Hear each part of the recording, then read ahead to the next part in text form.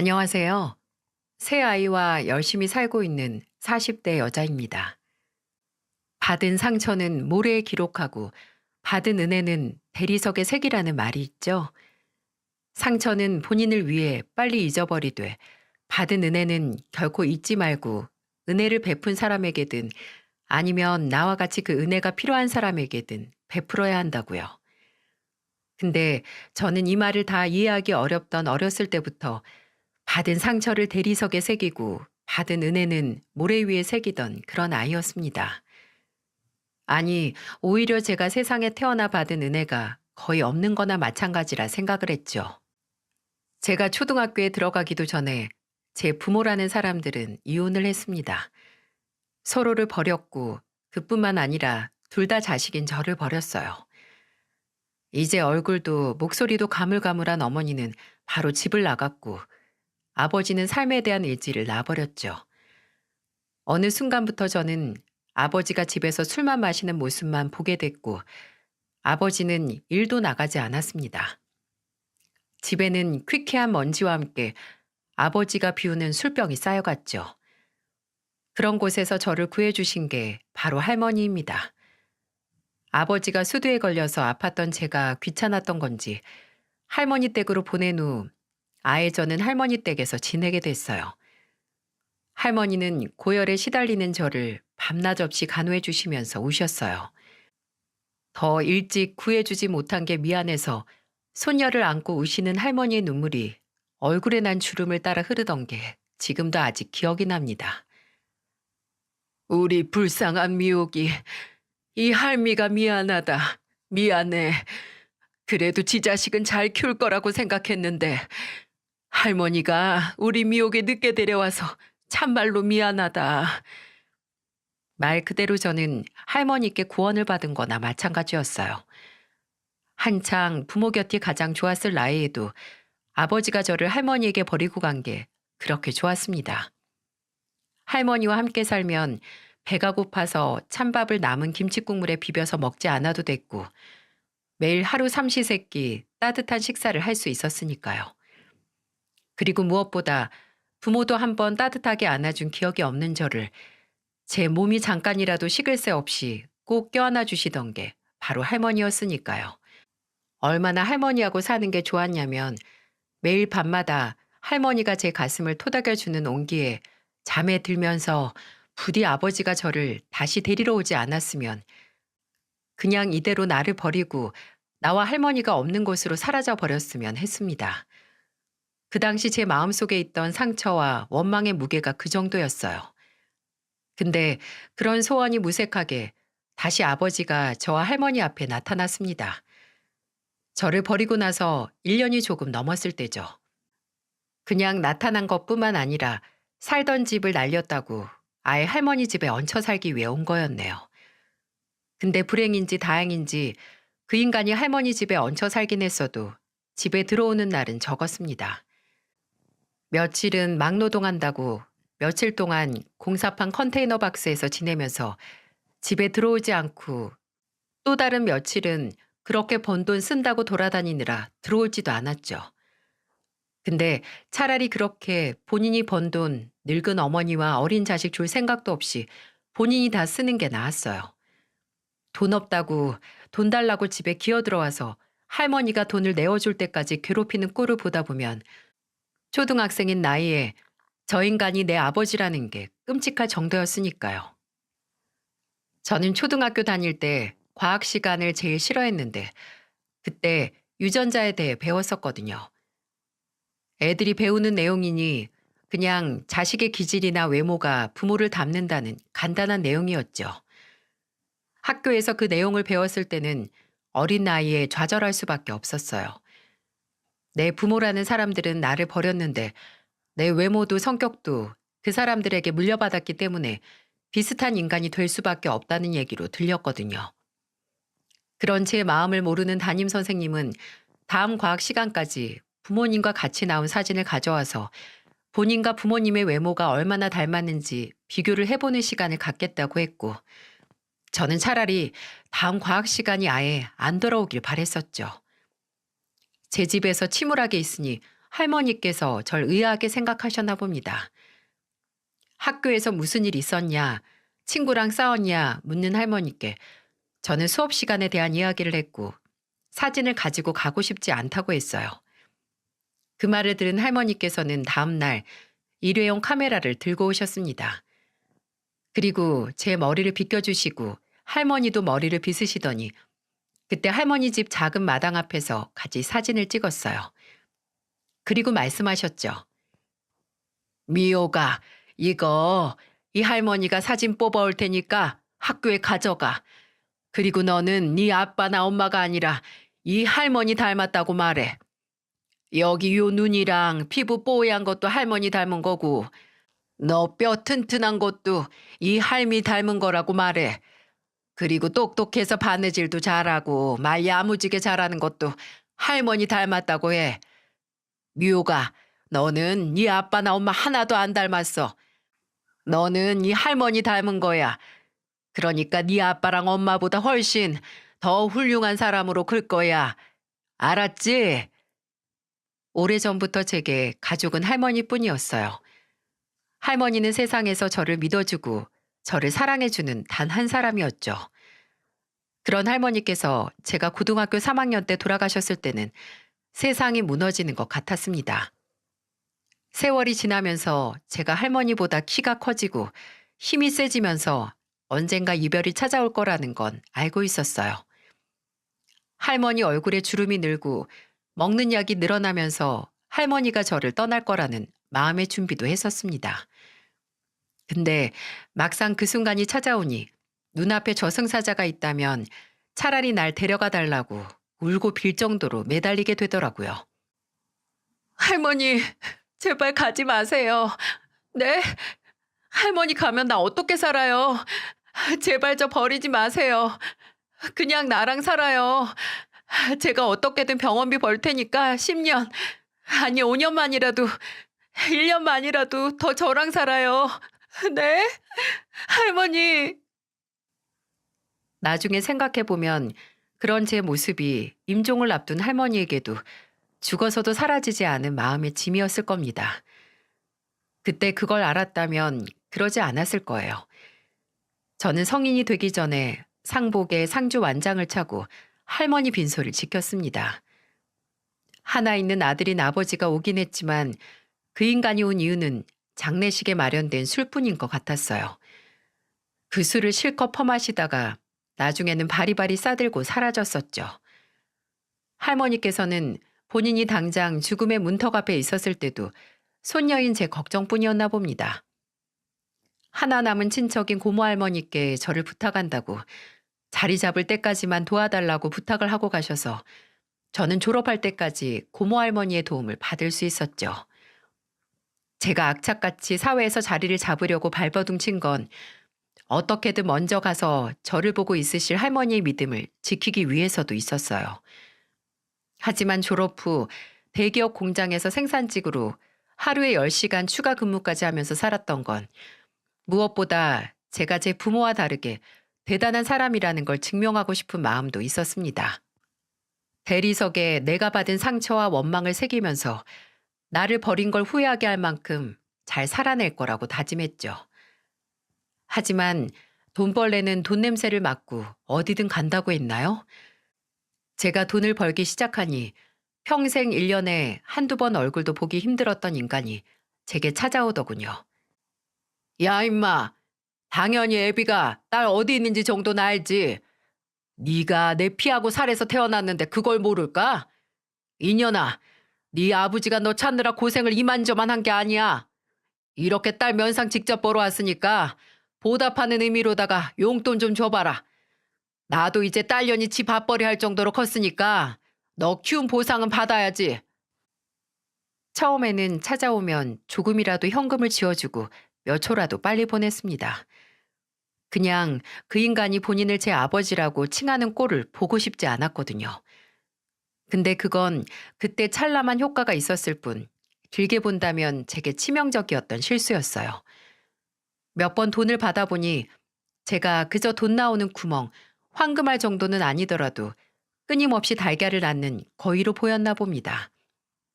정말 시시때때로 찾아와서 돈을 달라고 하더군요. 나중에는 참다 참다 말했어요. 염치가 있냐고. 고열 때문에 헛것까지 보던 나 귀찮다고 할머니 집에 맡긴 인간이 무슨 낯짝으로 아직까지 내 앞에 나타나 키워준 값 하라고 하냐고요. 내가 키워준 보답을 해야 하는 건 당신이 아니라 날 키워준 할머니라고 말입니다. 그 말을 들은 그 인간은 이런 궤변을 했습니다. 본인이 없었으면 네가 그 할머니 밑에서 자랄 수 있었을 것 같냐고요. 네 할머니가 내 어머니인데 네가 내 딸인 덕에 할머니랑 살 수 있었던 거라고요. 참담했습니다. 평생 애비 노릇 한 번 안 한 인간이 내세울 거라고 그딴 말을 한다는 게 말이죠. 저는 피가 끓는 심정으로 말했어요. 애초에 내가 당신 딸로 안 태어났으면 이렇게 안 살았지. 차라리 안 태어나고 당신 같은 인간이 내 아버지인 거 몰랐을 거 아니야. 아마 아버지 때문에 받은 상처를 새긴 것만 해도 대리석 위가 빼곡하다 못해 자리가 남아나질 않았을 겁니다.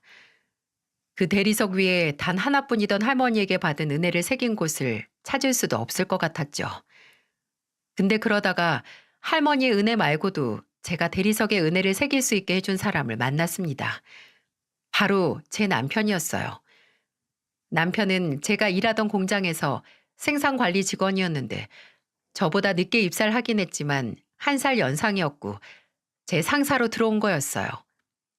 하지만 신입이나 다름없어서 좀 어리숙하긴 했지만 꽤 빠릿빠릿하고 성실해서 공장 내에서 평판이 좋았고 또 금방 자리를 잡을 수 있었죠. 남편은 누구에게나 친절한 사람이어서 처음에 제게 다가왔을 때도 그냥 누구에게나 보이는 호의라고만 생각했어요. 그래서 남편이 그게 연애 감정이라고 제게 고백을 했을 때는 많이 당황을 했습니다. 솔직히 남편은 누가 봐도 괜찮은 사람이긴 했지만 그 당시 제게 그런 관심은 그저 부담이었어요. 당장 저 혼자 먹고 살기 바쁘고 세상에 나를 지켜줄 사람은 나 자신이라고만 믿어온 제게 새롭게 소중한 사람을 만드는 건 큰 모험이자 사치일 뿐이었거든요. 그래서 남편의 마음을 모른 척도 하고 또 거절도 해봤어요. 하지만 남편은 흔들림이 없었습니다. 의아했어요. 내가 뭐라고 저렇게까지 하나 그냥 다른 여자 만나면 될 걸이라고 생각을 했습니다. 그리고 실제로도 그렇게 말했었고요. 내가 뭐라고 이렇게 쫓아다니냐. 시간 낭비하지 말고 더 조건 좋은 여자랑 연애하라고요. 근데 남편은 제 말에 약간 화가 난 사람처럼 말했어요. 미옥 씨가 뭐 어때서요? 그럼 난 미옥 씨처럼 뭣도 아닌 여자 따라다니는 속 없는 놈이에요? 자신을 그렇게 깎아내리면 자신만 깎아지는 게 아니라 미옥 씨를 아끼는 사람들의 마음도 깎아지는 거예요. 그러니까 그러지 마요. 그때 처음으로 생판 남에게 기대고 싶고 또 기대를 하고 싶었어요. 나도 한 번쯤은 쉴 수 있지 않을까 하는 생각이 들었습니다. 지금 내 처지 때문에 또다시 포기하면 나중에 후회할 것 같아 저는 제게 내밀어진 남편의 손을 잡고 저희는 연애를 시작했어요. 남편에게는 늘 좋은 모습만 보여주고 싶었어요. 보여줄 것도 없지만 내 인생에 있어서 구질구질한 모습을 보여주고 싶지 않았습니다. 그러니 연애할 때 남편과 함께 제 아버지라는 인간을 마주했을 때는 그냥 땅으로 꺼지고 싶었죠. 남편이 늦은 밤 제 원룸 앞까지 저를 데려다 줬는데 그때 집 앞 공터에서 아버지가 담배를 태우고 있었어요. 거기가 가로등도 얼마 없는 어두운 곳이라서 처음에는 알아보지 못했지만 쇠가 녹슨 목소리로 이야 내 딸 미옥이 하고 불렀을 때는 등골이 서늘하다 못해 몸이 굳는 것 같았습니다. 아버지는 너 언제 집 열쇠 바꿨냐? 내가 딸네 집에도 못 들어가고 이 쌀쌀한 날 밖에서 기다려야 하냐고 하면서 바닥에 침을 뱉어냈고 저는 도망치듯 남편에게 인사도 못하고 집으로 들어갔어요. 나중에 만난 남편에게 처음으로 제 가정사에 대해 말을 해줬죠. 저는 남편이 제게 실망을 하거나 못해도 그전과는 저를 다른 눈으로 바라볼 수도 있다고 생각을 했어요. 근데 그 후로 남편은 저를 매일같이 집에 데려다 주기 시작했습니다. 그리고 만약 또 찾아온 아버지를 만나게 된다면 아버지를 설득하려고 했어요. 계속 찾아와서 자식한테 돈 가져가지 말라고, 아직 한창 일할 때니 어디든 가서 돈을 벌라고 아버지에게 말했어요. 근데 그 인간이 생전 처음 보는 사람 말을 들을 리가 있나요? 네가 무슨 상관이냐, 남의 가정일에 간섭 말라고, 인연이 버는 돈 네가 가져가려고 지금 이러는 거 아니냐는 해괴한 말까지 짓거렸죠. 나중에는 남편도 그 인간의 아나무인에 질렸는지 설득을 그만두고 단호한 경고를 했습니다. 미옥이 알아서 잘 사니까 찾아올 생각하지 마세요. 낳아주면 부모야? 낳고 방치하고 제대로 된 관심도 사랑도 안 준 인간이 무슨 권리로 아직까지 찾아와서 딸한테 손을 벌려? 당신같이 빈대만도 못한 인간은 처음부터 자식을 못 갖게 해야 해. 미옥이가 잘 큰 걸 다행으로 여겨. 당신 같은 부모 평생 원망하고 피눈물 흘리면서 살아온 자식 손에 잘못되는 거? 현실에서 일어나는 일이야. 두 번 다시 찾아오지 마. 이제는 미옥이가 참아도 내가 안 참아. 남편은 돌아가신 할머니를 제외하고 제가 처음으로 의지를 하게 된 사람이었어요. 그런 남편과 만나 결혼을 했던 건 제 인생에 있어서 가장 잘한 일 중 하나이기도 하지만 그 결혼 과정에서 가장 후회하는 일을 저지르기도 했네요. 제 결혼을 아버지인 그 인간에게 알린 겁니다. 저는 초가을에 결혼을 한다고 말했고 아버지는 대뜸 그 건방진 놈이랑 하는 거냐고 물었어요. 참다 못한 남편이 본인에게 평생 자식을 못 가지게 했어야 했다는 말을 했으니 뒤끝이 남았나 봅니다. 솔직히 그렇게 제 결혼 소식을 전하면서 아버지가 와주길 바란 건 아니었어요. 그저 축하한다, 잘 살아라 이런 말을 듣고 싶었던 것 같아요. 근데 아버지는 제게 이렇게 말했죠. 그래서 뭐 가서 네 손잡고 행진이라도 같이 하자고? 그래, 딸년 결혼식에 못할 건 없지. 근데 내가 가서 입을 양복이 마땅히 없는데 어떻게 하냐? 요새 옷이 좀 비싸니? 그러니까 돈 좀 보내봐라.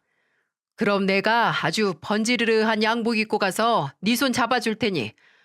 그리고 교통비도 필요하고 거기 네 애비 친구들까지 부르면 축의금도 꽤 많이 받을 텐데 그때 받을 거 미리 땡겨서 줘도 되고. 알아들었냐?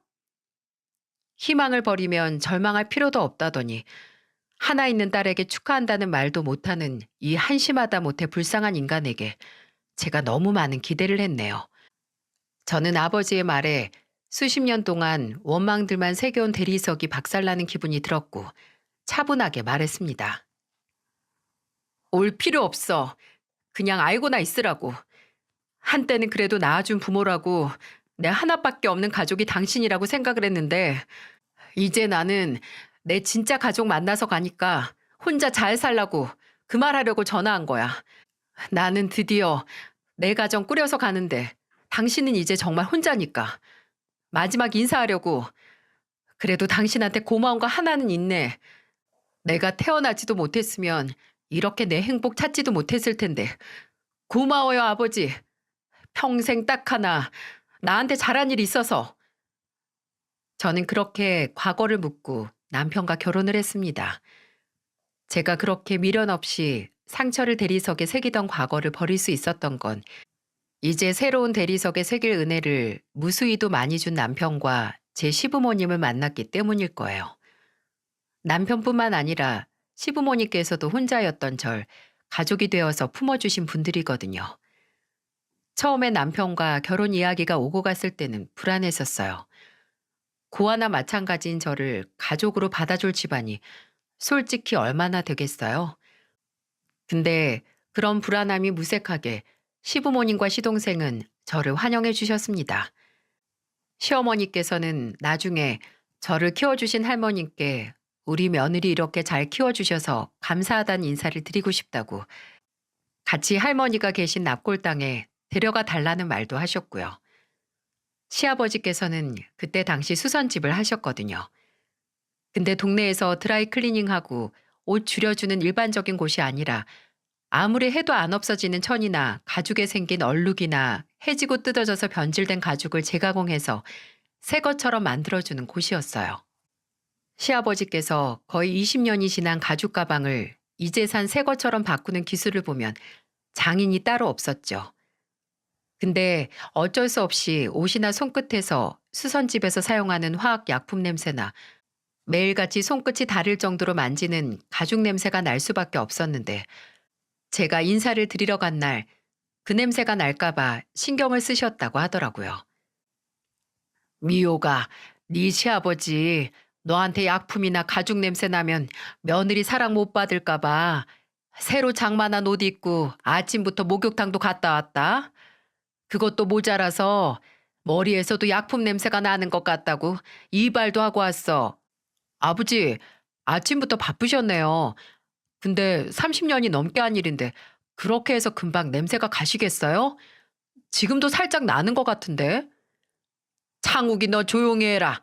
안 하는 것보다 그래도 노력이라도 하는 게 상대방한테 좋은 인상을 남기는 거요. 근데 미호가 정말 냄새 좀 나니? 어, 살짝 나는데 전 오히려 좋아요. 이런 냄새 맡아본 적 있거든요.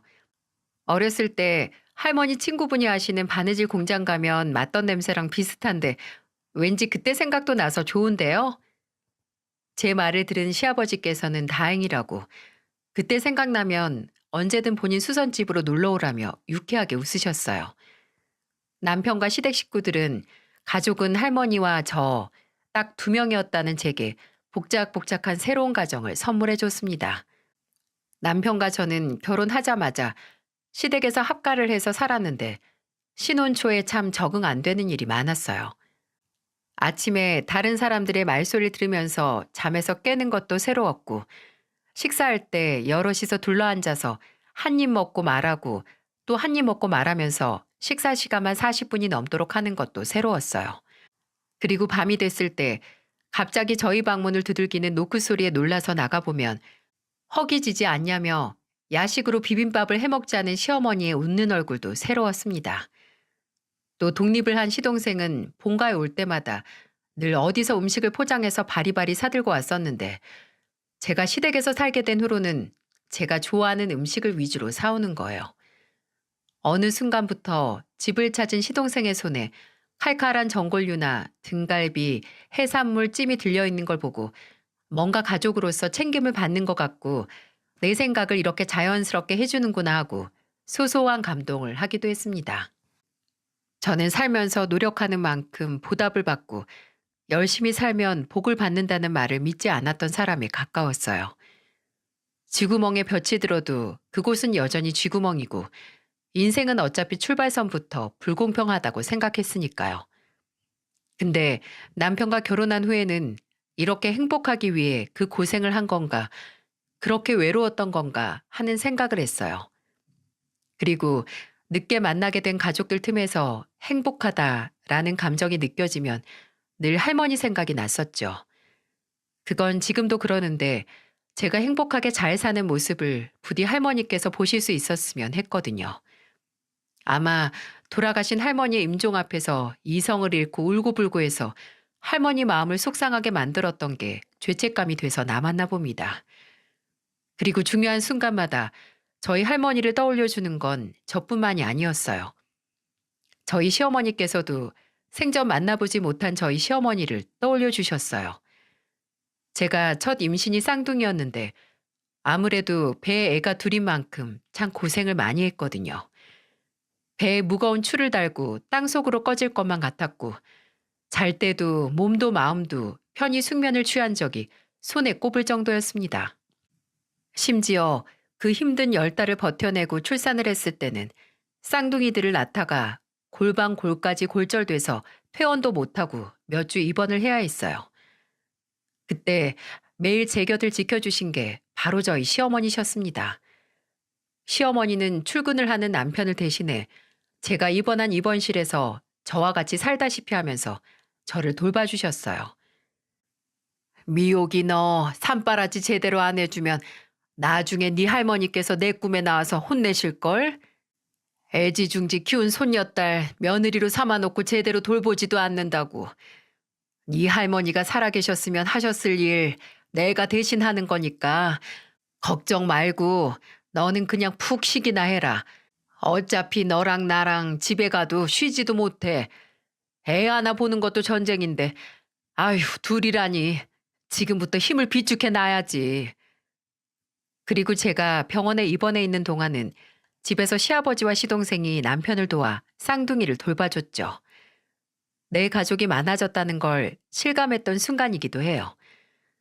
남편이 출근해 있는 동안은 시아버지께서 수선집은 최씨 아저씨에게 맡기고 손녀들을 돌보셨고, 남편보다 일찍 퇴근을 하는 시동생이 시댁으로 가서 시아버지를 도와 조카들을 봤죠. 사람은 나이가 들어 신체적인 성장은 멈추지만 정신적인 성장은 무한히 계속된다고. 결혼하고 저는 참 많이 성장을 할 수 있었어요. 그래서 그런지 쌍둥이들이 3살이 되던 해 셋째가 생겼을 때는 마냥 행복했어요. 애 셋을 키우는 게 보통 일이 아닌데 아무래도 저와 함께 해줄 식구들이 많으니 그걸 믿고 욕심을 낼 수 있었나 봐요. 제 사연이 그냥 여기서 끝났다면 얼마나 좋을까요? 그 후로도 셋째를 낳고 남편과 시부모님과 시동생과 영원히 행복하게 잘 살았다고요. 하지만 제 충만했던 행복은 그리 오래 가지 않았습니다. 제가 임신 20주 정도 됐었을 때 생긴 일이었어요. 지금도 종종 그때로 돌아가서 미래를 바꾸고 싶다는 무의미한 생각을 하곤 합니다. 그날은 남편이 퇴근을 늦게 한 날이었는데 밤 9시 정도에 전화가 오는 거예요. 여보세요? 당신 지금 오는 길이야? 어, 지금 가. 밥은 다 먹었지? 아까 다 먹고 지금 막 진이랑 민이 씻기고 나왔어. 아이고, 우리 여보야 배 나와서 애들까지 씻겨서 힘들겠구만. 출출하지 않아? 가면서 뭐 사갈까? 됐어. 지금 이 시간에 뭘 사와. 그냥 빨리 들어와서 당신이나 밥 먹어. 에이, 출출하잖아. 우리 여보야 뱃속에 콩알이는 뭐 먹고 싶다고 안 해? 들어가면서 사갈 테니까 야식으로 같이 먹자. 그냥 빨리 오라니까. 와서 김치찌개 남은 거에 살이 넣어서 먹자. 정말 그거면 돼? 당신 떡볶이 먹고 싶지 않아? 어제 TV에서 즉석 떡볶이 맛집 나오는 거 보고 가보고 싶다고 했잖아. 떡볶이에 튀김이랑 순대 안 당겨? 뭐 사오면 먹게 하겠지. 거봐, 먹고 싶은 거 있으면서. 알았어. 내가 떡볶이가 식기 전에 광속으로 사갈게. 자지 말고 기다리고 있어. 저와 함께 먹을 떡볶이를 사오겠다는 남편. 저는 남편이 오면 바로 먹을 수 있게 그릇과 수저를 준비했고 같이 드실 거냐고 묻기 위해 시부모님 방에 갔습니다. 이른 시간인데 두 분이 TV를 킨 채로 벌써 주무시고 계시더라고요. 저는 조용히 TV를 끄고 나와서 남편을 기다렸습니다. 근데 30분이 지나도 남편이 안 오는 거예요. 분명 남편은 그 당시 저희가 자주 사 먹던 역 근처 포장마차에 들렀을 텐데 거기서 집까지 걸어도 15분이 안 되거든요. 이 시간에 우리처럼 야식 먹는 사람이 많은가 보다 생각을 했는데 1시간이 지나도 남편은 집으로 오지 않는 거예요. 뭐지 싶어서 전화를 해보니 전화도 받질 않는 거예요. 불안한 마음이 점점 커져가고 있었는데 그때 정막을 뚫고 제 휴대폰이 울리기 시작했습니다. 남편 휴대폰 번호였어요. 여보세요? 당신 왜 아직도 저 주창욱 씨 가족 되십니까? 휴대폰 너머 들려온 목소리는 남편이 아니라 생전 처음 들어보는 사람의 목소리였어요. 제가 놀라서 차마 맞다고 대답을 못했는데 그 목소리는 제게 이렇게 말했어요. 주창욱에게 사고가 났고 지금 병원으로 옮기고 있다고. 상태가 위중하니 가족분들이나 보호자분이 지금 빨리 오셔야 한다고 말이죠. 저는 전화를 끊지도 못하고 주저앉아서 시부모님을 불렀습니다. 어머님, 아버님! 하고 울리는 큰 소리에 방에서 주무시고 계시던 시부모님이 놀라서 뛰쳐나오셨어요. 저는 제가 받은 전화에 대해 설명을 했고 시아버지께서 운전하시는 차를 타고 남편에게 갔습니다. 시어머니는 쌍둥이와 함께 집에 남으셨고요. 병원에 도착을 했을 때 남편은 이미 수술실에 들어간 다음이었습니다. 중간에 수술실에 있던 의사 선생님이 나와서 저와 시아버지께 남편의 상태에 대해 설명을 하고 어떤 수술을 하고 있다고 설명을 했지만 그때는 제 귀에 들어오지도 않았어요. 그냥 어느 장기가 파열이 됐고 갈비가 골절이 됐는데 그게 뭘 뚫었고 알아먹지 못해도 남편이 생사를 오고 가고 있다는 건 확실했습니다. 저희는 그저 살려만 달라고, 제발 살려달라고 의사 선생님께 그리고 신께 빌었어요. 그리고 수술실 앞에서 남편이 기다렸고 5시간 후 남편은 다시 저희 곁으로 돌아왔지만 이미 이 세상 사람이 아니었습니다. 의사 선생님은 끝내 살리지 못했다고 죄송하다는 심심한 위로의 말을 했고 시아버지는 그 말과 동시에 주저앉아서 오열을 하셨습니다. 아, 안 된다. 창우가, 안 돼. 창우가, 창우가. 저는 병원 복도에 울려 퍼지는 시아버지의 목소리를 들으면서 눈을 감았어요. 그리고 이건 끔찍한 악몽이고 다시 눈을 뜨면 나는 집에서 떡볶이를 사올 남편을 기다리고 있을 거라고 믿었습니다. 하지만 현실은 다시 눈을 떴을 때 병원 천장이 보이고 제 팔 한쪽에는 링거가 꽂혀 있더라고요. 주변에는 시어머니와 시아버지 그리고 시동생이 보였고요. 제가 깬 걸 본 시어머니는 제가 수술실 앞에서 쓰러졌다고 말씀하셨고 저는 시어머니께 물었어요. 어머니, 남편은요? 그 사람은 나왔어요? 수술 잘 됐대요? 막 정신을 차리고 제정신이 아니었던 저는 남편을 찾기 시작했고 시어머니는 그런 저를 껴안고 통곡을 하셨습니다. 아유, 불쌍한 우리 창욱이 너랑 애들 두고 어떻게 눈 감니? 라고 하시면서요. 남편을 친 차는 음주운전 차량으로 신호 위반을 하고 길을 건너던 제 남편을 친 뒤에 뺑소니까지 쳤다고 해요. 몇 시간도 안 가서 목격자의 신고로 잡히긴 했지만 그렇다고 제 남편이 살아 돌아오는 건 아니었습니다. 저는 제정신인 순간이 단 한 번도 없어서 남편 장례식을 지킬 수도 없었어요. 탈수까지 심하게 와 이러다가 뱃속의 애가 잘못될 수 있다는 의사의 말에 마음 놓고 울 수도 없었어요. 그렇게 남편을 허무하게 보내고 저는 며칠 동안 아직도 눈앞에 선한 남편의 얼굴이 나오는 동영상만 봤습니다. 영상 안에서 남편은 쌍둥이들을 양손에 안고 그네를 타고 있었죠. 진이야, 민이야, 저기 봐봐. 엄마 있네? 엄마한테 손 흔들어. 옳지. 엄마 사랑해요. 해봐. 엄마 사랑해요. 며칠 내내 틀어박혀 울기만 하고 시부모님 얼굴을 보지도 못했어요. 내가 그때 끝까지 떡볶이를 안 먹겠다고 했으면 미래가 조금 바뀌지 않았을까? 나는 왜 그때 그걸 사오라고 했을까 하는 죄책감에 그냥 눈을 감고 싶었습니다. 그냥 하늘로 가버리고 싶었어요.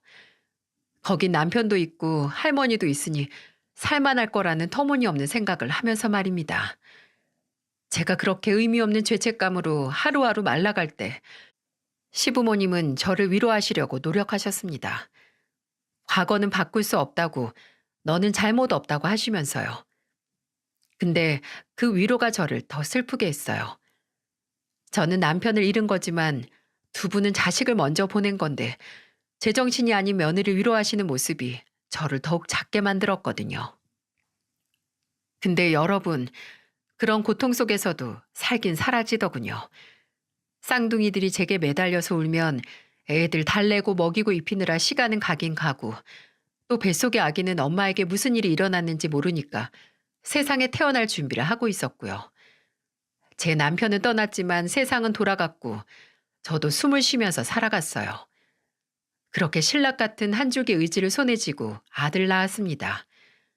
그래도 내게는 남편 덕분에 가족이 될 수 있었던 시부모님이 계시니 다 괜찮을 거라고 생각을 했어요. 근데 제가 셋째를 낳고 시간이 좀 지났을 때 시부모님께서 제게 그러시더군요. 이제 제 인생을 살라고 말입니다. 저는 이해할 수 없었어요.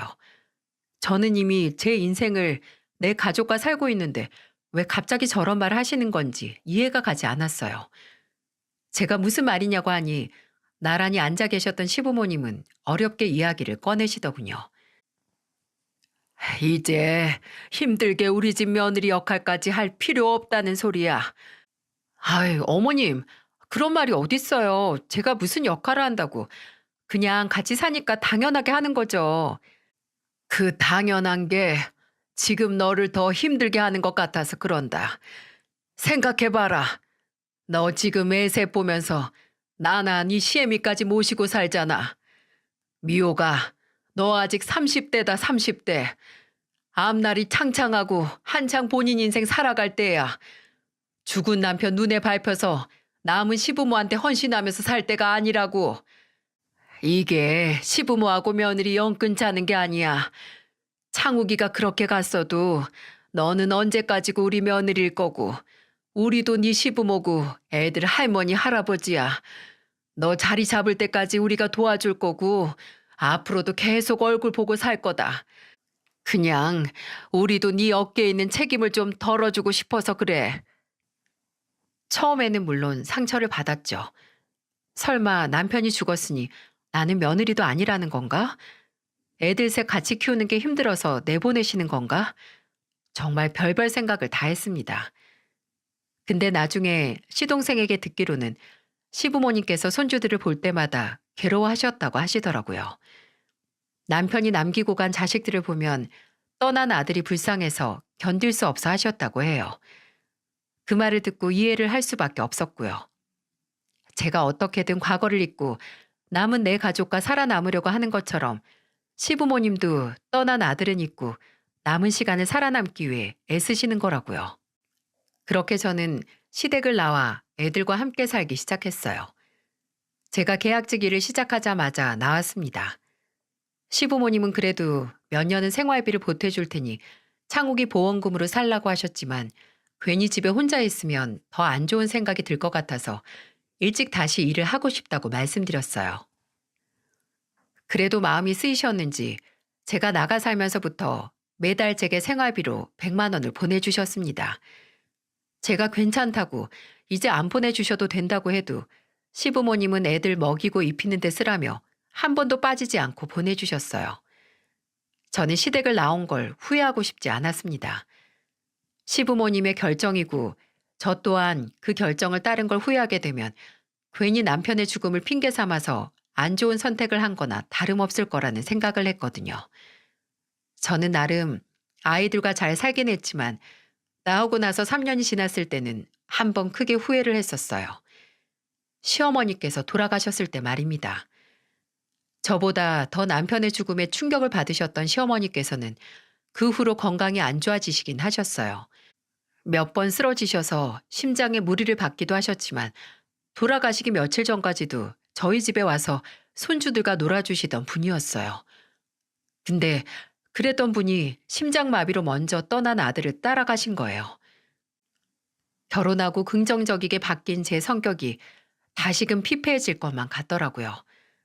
그리고 더욱 시어머니의 죽음이 제게 큰 상처가 됐던 건 시어머니가 돌아가신 후에는 시아버지께서 제게서 멀어지기 시작하셨다는 겁니다.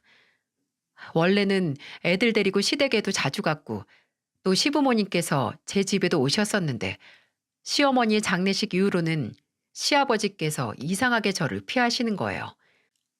그때는 은퇴해서 수선집도 접으신 분이 얼마나 바쁘시다고 며느리와 손주들에게 시간을 안 내주시나 했습니다. 그저 꼬박꼬박 매달 생활비 100만 원을 제게 보내주시고 제가 보내드리는 애들 사진이나 동영상을 보시고 영상 통화를 가끔 하는 게 다였어요. 제가 찾아간다고 해도 시아버지께서는 아니라고 애들 데리고 2시간 넘게 왔다 갔다 하는 게 보통 일이냐고 하시면서 만류하셨습니다. 시동생에게 혹시 시아버지께서 어디가 편찮으시냐, 무슨 일이 있냐고 물어도 시동생은 그저 시어머니가 돌아가신 후 성격이 좀 바뀌셨는데 걱정할 정도는 아니라고 그렇게만 대답을 했어요.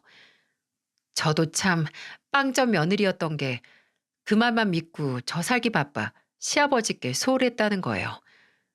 그냥 전화 몇 번 드리고 애들 사진 보내고 하는 걸로 며느리 노릇 다 했다 생각을 한 거죠. 그런 제 아니라매 하늘이 벌을 내린 걸까요? 남편이 죽고 10년 후 그렇게 저를 만나주지 않으시던 시아버지께서 제게 갑자기 먼저 연락을 하셨습니다. 왜 그렇게 기다리던 시아버지의 연락이 하늘이 내린 벌이냐고요? 그게 마지막 연락이나 다름없었거든요. 그 당시 아무것도 모르고 전화를 받은 저는 어안이 벙벙한 목소리로 외쳤어요. 아버님, 어떻게 이렇게 오랜만에 먼저 연락을 하세요? 저번부터 제가 먼저 전화드려도 잘 받지도 않으셨으면서. 늙은이가 전화 소리가 잘 안 들리니 어쩔 수 없지. 어째 너하고 애들은 잘 지내니? 목소리가 밝은 걸 들으니까 잘 지내는 것 같구나. 저희야 늘 똑같죠. 아버님은 건강하시죠? 다음 주에 제가 아버님 댁에 한번 갈까요? 늘 제가 먼저 간다고 해도 올 필요 없다고 하시던 시아버지께서는 그날도 제게 같은 말을 하실 줄 알았습니다. 근데 시아버지께서는 전혀 예상하지 못했던 말을 하셨어요.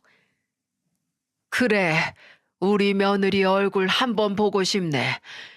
미호기가 잘하던 수제비도 먹고 싶고, 미호가 내가 가면 오랜만에 우리 며느리가 시아버지한테 주던 밥상 받을 수 있냐?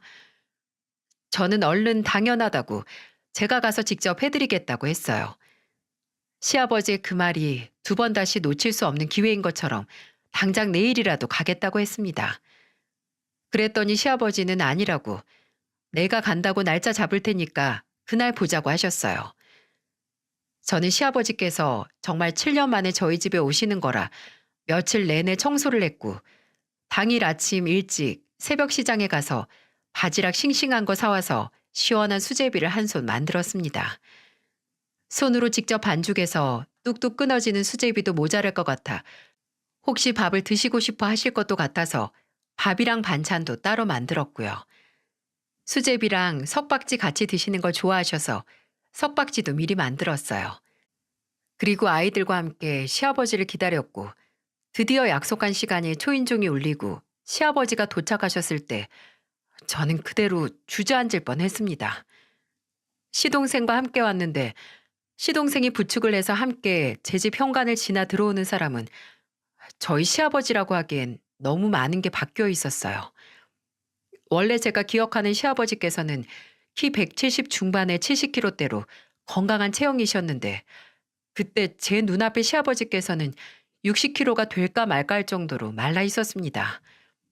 그리고 시동생에게 부축을 받으며 들어서는 모습에서 저는 큰 불안감을 느낄 수 있었어요. 일단 먼 곳에 오신 만큼 상을 차려서 식사를 대접했는데 시아버지께서는 제가 만든 음식을 아주 조금씩 드시면서 말씀하셨어요. 아, 역시 이 맛이다. 내가 날이 추워지면 그렇게 미혹이 네 수제비 생각이 났다니까. 그럼 날 추워질 때마다 저 부르시지. 왜 이렇게 늦게 오셨어요? 당연히 제가 가서 해드렸을 텐데. 그랬더니 시아버지는 고개를 숙이고 웃으시면서 이제라도 먹었으면 됐다는 말씀을 하시더라고요. 차마 식사하는 내내 제 머릿속에 떠다니는 질문을 꺼낼 수가 없었어요. 그래서 긴 식사를 끝내고 나서 시아버지께 물었죠. 아버님, 요새 몸은 좀 어떠세요? 괜찮으신 거죠? 물어본 게 아니라 제 희망사항을 말한 거나 마찬가지였어요. 저는 시동생 눈치를 보고 시아버지 눈치를 보면서 조마조마했는데 시아버지께서는 살풋 미소를 한 번 지으시고 대답하셨습니다.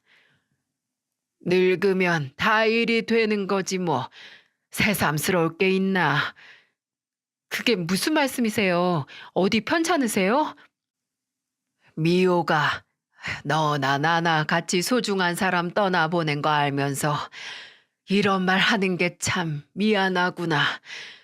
나도 다 지나고 나서 알리고 싶었는데, 아휴, 참. 날짜 받아둔 사람 마음이 이리 약해지나. 너하고 애들 보고 싶어서 내가 욕심을 좀 부렸어. 천천히 말을 내뱉던 시아버지께서는 눈물을 흘리기 시작하셨고, 저도 덜컥 겁이 나서 눈에 눈물이 맺히기 시작했습니다. 그리고 그 눈물은 시아버지의 다음 말을 듣고 쏟아져 내렸어요. 내가 떠날 날이 얼마 안 남았어. 이제 한 달 좀 더 남았으려나. 그래서 가기 전에 너도 보고 애들도 보고 또 네가 한 음식 한번 먹고 가려고 왔다. 떠날 날이라니. 아버님, 그게 지금 무슨 오랜만에 오셔서 갑자기 무슨 말씀을 하시는 거예요? 원래는 나 떠나고 나서 진욱이한테 전해달라고 하려고 했는데 날짜가 다가오니까 그래도 얼굴을 봐야 할 것 같아서 말이야. 그 많은 일을 겪은 너한테 이런 말 전해서 내가 면목이 없구나. 미안하다. 아버님이 왜 미안하세요? 아버님이 뭘 잘못하셨다고.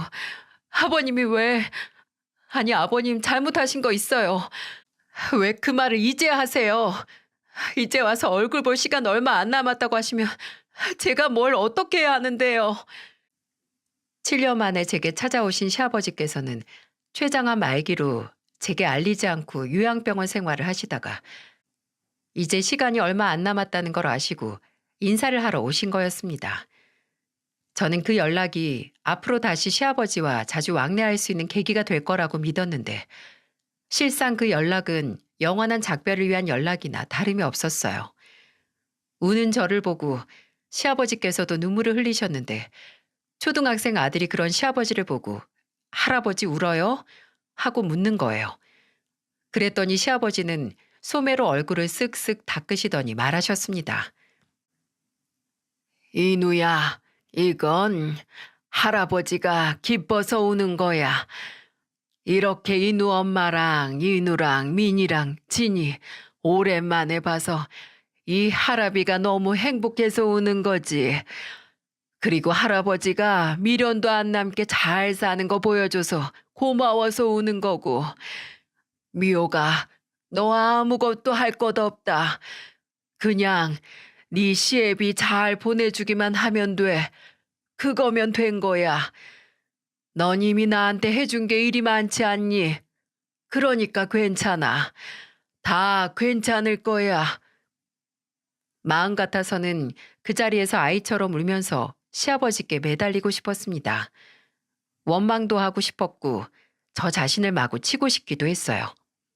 그런데 저는 이미 돌아가신 저희 할머니 앞에서 그런 실수를 했었어요. 그리고 후회를 했었기에 차마 시아버지께 같은 실수를 할 수 없었죠. 그래서 우는 거 말고 매달리는 거 말고 제가 할 수 있는 일을 했습니다. 시아버지께서 가시는 날 그 직전까지 저희가 행복하게 잘하는 모습을, 열심히 사는 모습을 보여드리는 거예요. 시아버지께서 계시는 병원에 찾아갔고 쌍둥이가 상장 받은 것들을 챙겨가고 또 아들이 피아노 배우는 걸 영상으로 찍어서 보여드렸어요. 제가 회사 계약직에서 정규직으로 전환이 된 것도 말씀드리면서 아버님이 그때 저를 보내주시지 않았으면 없었을 일이었다고 했죠. 어떻게든 시아버지께서 눈 감기 전까지 이번 생이 정말 행복했고 또 이룬 일이 많았다는 걸 느끼셨으면 했습니다.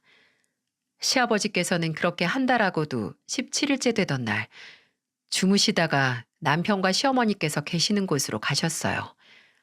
저는 또다시 제게 소중한 사람을 하늘의 별로 떠나보냈습니다. 시아버지의 장례식이 끝나고 시동생은 제게 시아버지 유언이 들어있는 편지 4개를 건네줬어요. 저와 손주들에게 각각 남기신 거였죠. 손주들에게는 남편이 생전에 얼마나 너희를 사랑했는지 그리고 얼마나 훌륭한 사람이었는지 써두셨고 또 그런 아빠가 자랑스러워 할 수 있도록 꼭 훌륭한 사람이 되었으면 한다는 내용이 있었고요. 그리고 제게 남긴 편지에는 제가 처음 시댁에 인사를 드리러 간 날을 회상하시면서 서두를 시작하셨습니다. 미호가, 네가 처음 우리 집에 온 날을 기억한다. 나는 네가 나와 네 시애미에게 인사를 하는 순간부터 네가 우리 가족이 돼서 우리와 행복하게 살 거라는 걸 알았다. 야무지긴 했지만 종종 남의 눈치를 살피는 널 보면서 의아했지. 근데 그게 다 과거 남들보다 더 열심히 살아왔던 지난 흔적의 결과라는 걸 알았을 땐 네 시엠이 몰래 울기도 했단다. 그리고 그런 네게 나도 시엠이도 네 할머니께서 그러신 것처럼 든든한 방패이자 지원군이 되고 싶었어. 우리가 너한테 그런 존재가 됐었는지 잘 모르겠지만 부디 네가 우리와 사는 동안 조금이라도 안전하다고 생각하고 행복했었길 빈다. 편지에는 제 걱정과 제 행복을 바란다는 마음이 그득그득 담겨 있었습니다. 그 편지 한 통만으로도 저는 이미 시아버지의 마음을 다 알 수 있었어요. 근데 그뿐만이 아니라 시동생은 제게 시아버지께서 제 앞으로 2억이라는 유산까지 남기셨다는 거예요. 2억이요? 아니, 제가 그렇게 큰 돈을 어떻게 받아요? 그런 도련님은요? 도련님도 이제 곧 결혼해야 하는데 돈 필요하잖아요. 형수님, 저희 아버지께서 아들한테 아무것도 안 남기셨겠어요? 걱정 마세요. 아버지가 제목까지 다 남겨두셨으니까. 그러니까 아무 걱정 없이, 아무 부담 없이 가져가세요. 그건 아버지가 형수님한테 남기신 오로지 형수님하고 애들 몫이에요. 솔직히 저는 저보다도 시동생이 더 걱정이었거든요. 시동생은 30 후반까지 혼자 시아버지를 모시느라 결혼도 안 하고 있었는데 이제 시아버지께서도 돌아가셨으니 그 공허함을 어떻게 할까 걱정이 이만저만이 아니었어요. 저나 애들로 그 공허함이 메꿔지면 좋겠지만 그동안 거리를 두고 살았기에 시동생이 그걸 원하는지도 의문이었습니다. 근데 제 예상과는 다르게 시동생이 그러더군요. 앞으로 형수님과 조카들 인생의 한 부분으로 있고 싶다고요. 제가 이제 누가 있어요? 저 완전 거 하나 다름없는데 형수님하고 민이랑 진이랑 인우가 제 유일한 가족이나 마찬가지죠. 물론 형도 없고 부모님도 없어서 형수님하고는 남이라고 해도 할 말 없지만 그래도 저희 형이 목숨보다 소중히 생각했던 가족들 이젠 제 가족이라고도 하고 싶어요. 그러니까 제가 종종 찾아와도 내치지 말아주세요, 형수님. 저는 내가 왜 내치냐고 언제나 환영이니 오라고 했습니다. 애들도 삼촌을 좋아하고 저도 시동생에게 고마운 게 정말 많으니까요. 시동생은 아직 결혼을 안 하고 있지만 주말이면 종종 저희 집에 와서 저와 아이들과 함께 가족의 시간을 보내고 있어요. 얼른 시동생에게도 가정이 생겼으면 좋겠지만 지금은 이걸로도 만족하는 눈치라서 좋은 게 좋은 거라고 생각하고 있습니다. 저도 과거 가장 행복했던 순간을 함께 기억하고 나눌 수 있는 사람이 있어서 좋고요. 어쩌면 앞으로 많은 사람들에게 마음을 베풀고 살라는 뜻으로 제가 몇 년 되지 않은 그 짧은 시간 동안 인생에 있어서 가장 큰 행복을 누렸는지도 모릅니다. 남은 인생은 제가 할머니께, 남편에게, 그리고 시부모님께 받은 은혜를 다른 사람에게 나누고 살라고 말입니다. 언젠가 저도 저와 같이 사랑과 관심을 필요로 하는 사람을 만난다면 제가 가족들 같은 존재가 되어주고 싶어요. 지금은 그 관심을 제 아이들에게 쏟고 있지만 기회가 온다면, 아니 기회를 만들어서 제가 겪은 모든 기적 같은 일들은 다른 분들께도 나누고 싶습니다. 그리고 그 첫 발자국이 바로 사연튜브에 제 사연을 보낸 거라고 할 수 있겠네요. 여기서 많은 분들께 제 이야기를 전하고 다짐을 하면서 제 스스로에게 약속을 하고 있으니 말입니다. 이야기를 들어주신 여러분께 감사드립니다. 많은 분들이 대리석의 은혜를 새길 수 있도록 제 도움을 필요로 하는 사람들을 돕는 그런 인생을 살겠습니다. 모두 행복하시고 늘 건강하시길 기도할게요.